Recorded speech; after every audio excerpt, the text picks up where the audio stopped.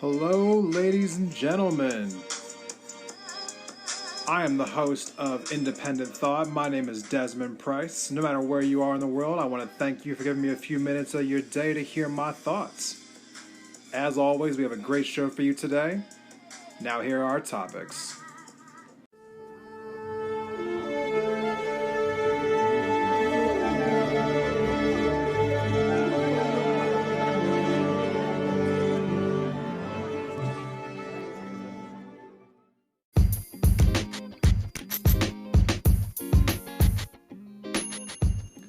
Hey there, Indie Thought listeners. Just want to tell you today about one of our sponsors, and that sponsor is Anchor, the program that I'm using right now to create a podcast. Now, we searched all over for different ways to make podcasts, and we decided on Anchor. There's lots of great things to know about them if you ever want to decide that you want to do a podcast. And why shouldn't you?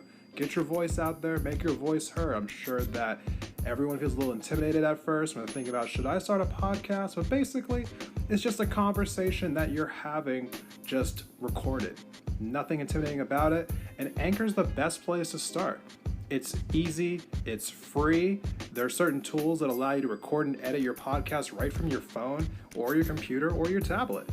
I'm on a tablet right now. And Anchor will distribute your podcast to all the best places, including Spotify, Apple Podcasts, Stitcher, Overcast, a whole lot of them. You can make money from your podcast too, with no minimum listenership. It's everything you need in a one-stop shop. Definitely check out Anchor. Download the free Anchor app or go to anchor.fm to get started. Again, the app is free. You can download it to any phone or go to their website, anchor.fm.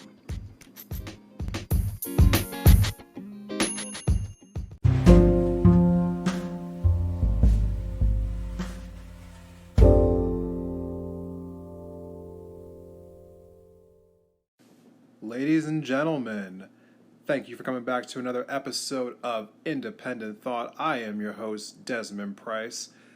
Today, we're going to be talking about a few things that have happened in the past couple of days, one of which is all of the news surrounding what's going on with our conflict with Iran since we last spoke. We will also be touching on the brief news that is surrounding the impeachment trial of Donald Trump, and then finally, the Democratic candidates squaring off against each other. What is the status of our front runners? So let's just dive right in. When we last talked, Iran and the U.S. seemed to be on a collision course for some type of conflict after President Trump had our military assassinate a top general in the Iranian army by the name of Qasem Soleimani. Since that time, a couple things have taken place. On one hand, here at home, the Trump administration has enacted additional sanctions on the country of Iran, going for the more diplomatic routes rather than continuing with hostile, warlike aggressions. It seems that we're taking a more economic-based attack on the nation, as well as the fact that several members of the Trump administration have basically said that they do not plan on doing anything else as far as attacking Iran directly is involved. Now, this becomes curious given the aggressive nature of taking out Soleimani and the fact that in the last couple of days, there was an aircraft that left the country of Iran filled with 176 Ukrainian passengers that was shot out of the sky and destroyed right over the city of Tehran. All 176 Ukrainian members of the plane were killed. Now, since then, Boris Johnson, the Prime Minister of the UK, has come out and said that they have confirmation that Iran knowingly shot this plane out of the sky. Canada's Prime Minister, Trudeau, also has come out and said that they believe that Iran knowingly shot this plane out of the sky. President Trump has said as well. Now, normally, when I hear something like this, it's not uncommon for our allies to back a statement that we ourselves would make. But right now, Canada and the U.S. are not on the best of terms, given Trudeau's administration in Canada and the Trump administration here in the U.S. So it leads me to believe that with our conflict that we're having with Canada being what it is, Canada wouldn't normally jump out to our defense to say whatever it is the U.S. would tell them to say, like maybe at some times in the past. It leads me to believe that this statement is erring on the sense of truth, that Iran did knowingly shoot this plane out of the sky. Now, the curious part of this is the fact that President Trump later went on to say that he believes that Iran did this by mistake. Now, that was a curious thing because given the conflict that was happening just days prior with Iran shooting targets in Baghdad or around Baghdad that U.S. troops had been in, but they purposely shot at places where they knew they weren't going to have any casualties.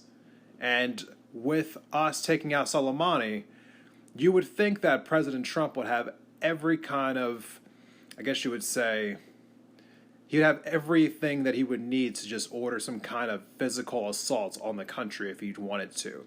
But he chose to be diplomatic once again. It leads me to think that there's a lot of confliction going on in the Trump White House about how to proceed with Iran.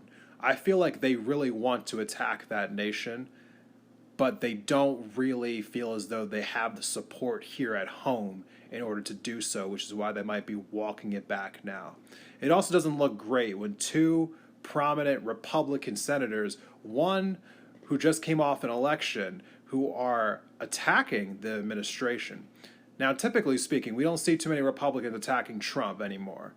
It's gotten to the point now where the entire Republican Party is united around President Trump.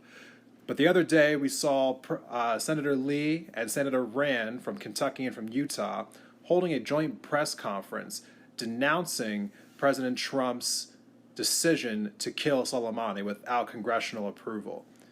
Now, that in and of itself being a weird thing that we're seeing here, Republicans actually going after the president, just not really seeing that often, combined with the fact that so many people seem to be upset about Soleimani's killing, it leads me to believe that Trump just feels like he does not have enough support here at home in order to go into that nation aggressively militarily, which is why we saw later on that these sanctions came down.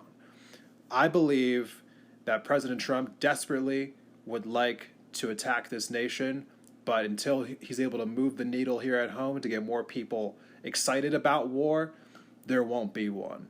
So for everyone out there who is not a fan of war, the government does pay attention to what's going on online. They do pay attention to how people are reacting. If you're not a fan of war, then definitely let your voice be heard online, because believe it or not, the government is listening. And I think they heard enough people be upset by this, and that's why we're seeing these sanctions coming down now. But moving on to the impeachment trial.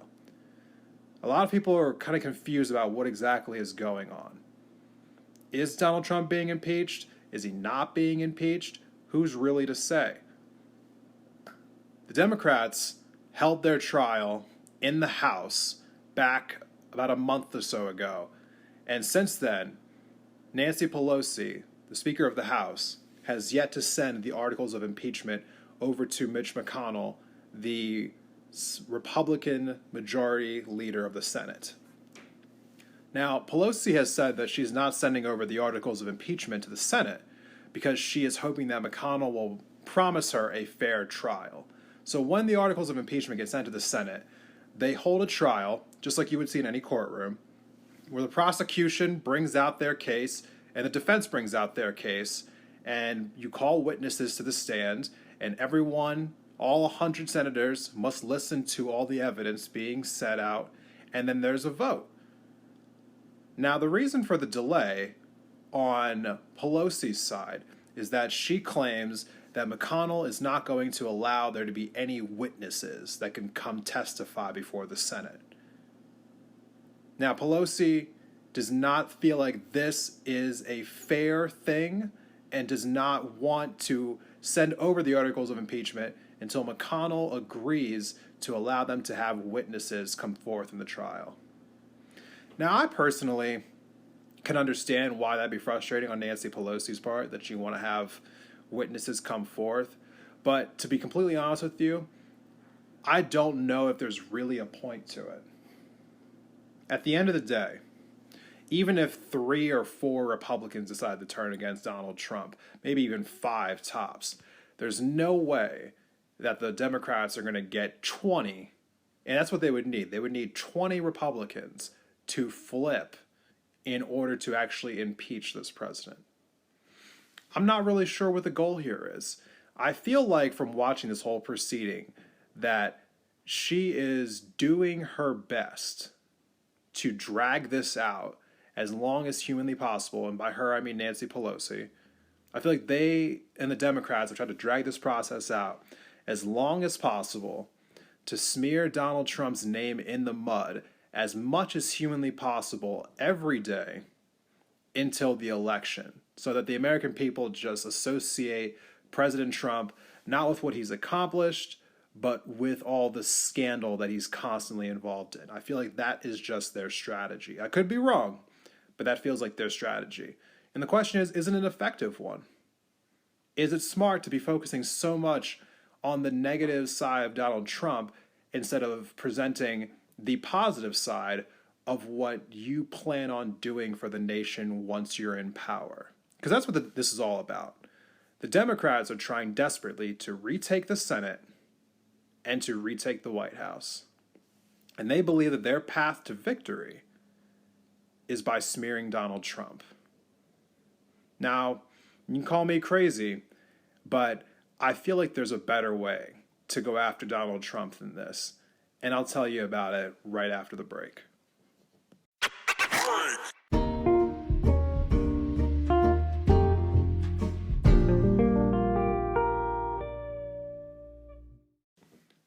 Welcome back from break, everyone. Before we left, we were talking about impeachment and how the Democrats, I believe, are currently going about the impeachment of Donald Trump and what their end goal might be for why they're doing what they're doing. Now, before the break, I said that I thought that there was a better way of going about this whole entire process. Now, the argument that's being made here is one on two sides. So on one hand, the Democrats have said that they felt like they had to impeach Donald Trump because as a president, you just can't get away with the things that he is trying to get away with. And on the other hand, people are saying there's no point to impeach this guy because there's no way that it'll ever go through because the Republicans just will not turn on him. And so you just can't do it. Because you're just wasting your time. Well, I gotta say that it's a very complicated issue because on both hands, I can understand why that they feel the way they feel. So let me tell you about what I think that is being done right and what I think is being done wrong. First, what's being done right? They did have to impeach him. It is an unpopular opinion. I'm sure a lot of people on the left probably, are conflicted on this about whether or not they should have impeached him. I think that you had to. At the end of the day, let's not kid ourselves. Presidents have done corrupt things in every administration, including everyone's beloved Barack Obama. Corrupt things have happened in that White House. It is not something that just belongs to one party. It's not just the Democrats. It's not just the Republicans. For everyone who believes that their party is like sainthood and the other party is devils, you are deluding yourself. That is not what happens in Washington, D.C. Okay? Let's just get that out of the way. Here's the deal. At the end of the day, our justice system is not perfect, but it does have rules to it. And one of those rules, believe it or not, is that if you get caught committing a crime, you get punished. Not if you commit a crime, you get punished, but if you get caught committing a crime, you get punished. So if you walk into a store and you steal something and you get out of that store and you don't get caught, then you don't get punished because you didn't get caught committing a crime. But if you walk out of that store and someone catches you, you get punished. It's as simple as that. Now, Donald Trump has been going out saying that, like, you can't really impeach me. This is impeachment light. I can't believe that people are even coming after me for this. You know, like, so many other presidents have done so many things wrong. And do you know what Clinton did? Do you know what Obama did? Do you know what Bush did? So on and so forth. It's ridiculous to me that you can sit there with a straight face and say that because somebody else has committed a crime, that you cannot persecute me for committing a crime. That's nonsense. That's complete garbage. That makes no sense whatsoever. If you commit a crime, then you can be persecuted for it if you get caught. And Donald Trump got caught. If he's really mad about something, he should be mad about the fact that he wasn't smart enough to cover it up, like all the other presidents have done. Yes, they're all corrupt. We all know that. But they covered up their tracks and there was no way to prove that something happened. Okay? That's really all this is. And now this impeachment trial is now a trial like any other court. And if you had a trial like this in any other case, it would be a laughingstock. At the end of the day, the Trump administration has refused to show up for court. They're refusing to adhere to subpoenas. They're refusing to allow witnesses to even testify against them. What kind of courtroom do you think would allow this otherwise? The president is using a crazy amount of power in order to subvert this process in every which way possible. I don't like it whatsoever. And whether or not you believe that the president should be impeached does not change the fact that he has been, and he's not been complying with the process. Now, the right are always championing themselves as being the party of law and order. When I hear that, and I see how they're reacting to this impeachment process, it blows my mind to see them subvert this process of law and order to the point that they have been when they do nothing but champion themselves as the party of law and order. Now, let's talk about what's going on the wrong way here. These 24-hour news networks, CNN, MSNBC, news networks that claim that they're not on the left, but that they're on the left. So let's just call it what it is. They've been doing nothing but focusing on impeachment. Nothing but. It is the wrong strategy. It is the wrong tactic. The impeachment trial needs to be covered. Don't get me wrong.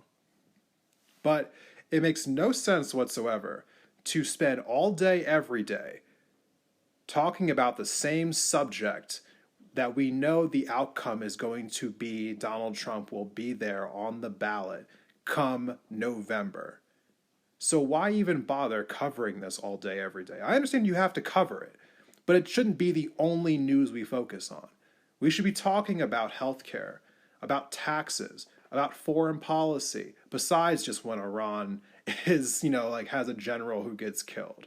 We should be talking about trade, education, criminal justice, all of the issues in our lives that affect us, but most importantly, the economy.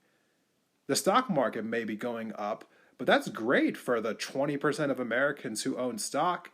The other 80% of Americans are wondering why the economy is not working for them. These are the issues that need to be focused on when we are sitting here watching the news. We don't care about the impeachment trial to the point where it needs to be in our faces for 23 hours out of the 24 hours in a day. CNN and MSNBC need to stop pretending as if they don't adhere to the Democratic Party the way that Fox News adheres to the Republican Party. And they need to just accept the fact that we know that they're an extension of the Democrats and actually give us other news besides the impeachment trial. Because that's not what we're there to see. Thankfully, other independent outlets have stepped up and have taken the time to talk about the issues that really matter to us all. So thank you to YouTube for allowing independent artists to really flourish the way that they have, because for people like me, that's just the best place to find your news anymore. The real news. Now, finally, our final topic of the day is what is going on with the Democratic nominees who are running for president. Last time we talked about the fundraising numbers going on with the top, about 6 candidates, did we say? Today we're going to talk about just the top 2, Joe Biden and Bernie Sanders. Now, Joe Biden is leading in polls up and down the marks.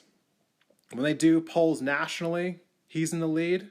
When they do polls by individual states, he leads most states, including the early ones, especially in South Carolina, where it seems as though his lead is insurmountable.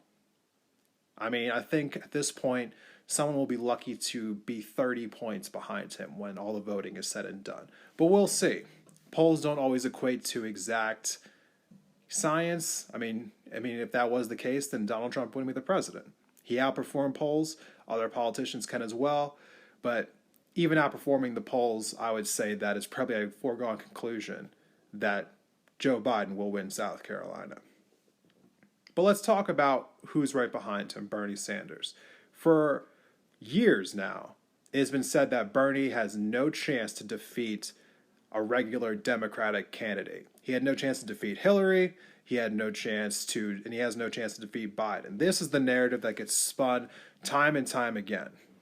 Now, Bernie did a lot better in 2016 than anyone ever thought he would, and basically never stopped campaigning after that. Now, through this beginning of this primary process, Bernie has almost taken no shots at his fellow Democratic candidates. But it seems that recently he has decided to start ratcheting up the rhetoric towards his clear rival in this race, Joe Biden. On CNN a couple nights ago, Bernie went out of his way to essentially draw the distinctions between his record and Joe Biden's record. Something that he's been reluctant to do in the past. So Bernie has gone on the offensive and talked about the fact that Joe Biden voted for the Iraq War and Bernie did not. How Joe Biden voted for trade legislation called NAFTA, which moved millions of jobs overseas, mostly to China and Mexico. Bernie voted against that as well.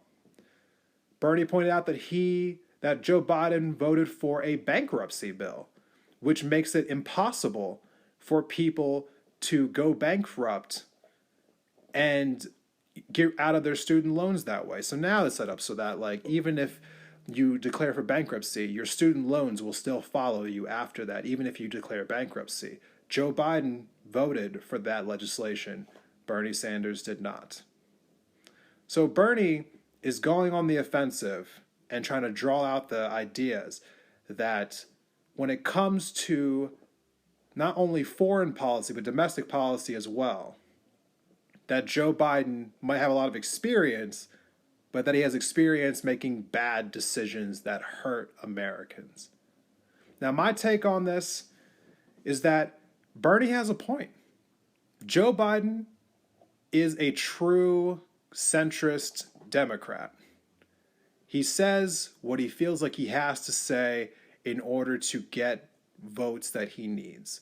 Joe Biden doesn't really feel like the kind of person who's going to come in and actually change things for the better. He'll probably just change one or two things. You may not even notice it, and nothing is legitimately going to change in this country. Now, the one thing I'll say about Bernie Sanders is that while I may not agree with all of his policies, I do agree with his notion that if the Democrats want to defeat Donald Trump, they're going to need someone that's going to excite people into voting. And I have to say, for a number of reasons, I do not believe that Joe Biden is going to get anyone excited about voting this year. I feel like Joe Biden's message to the people is that the reason you should vote for me is because I will defeat Donald Trump. And you can call me crazy, but I don't feel like hatred of Donald Trump is going to be enough to get people to vote for Joe Biden. I don't think it's going to be enough to get people to vote, especially people who don't normally vote. You need people to vote for something, to vote for a belief, to vote for an inspiration for what can be. And I just don't believe that Joe Biden has what it takes to inspire people. I could be wrong, but I don't feel like I am. So let me tell you about what I believe the people are looking for, why they don't vote, and why they would vote if the right candidate came out and talked to them. If the right candidate was presented to them, why people who don't normally vote would vote. And I will tell you about all of that on our next episode.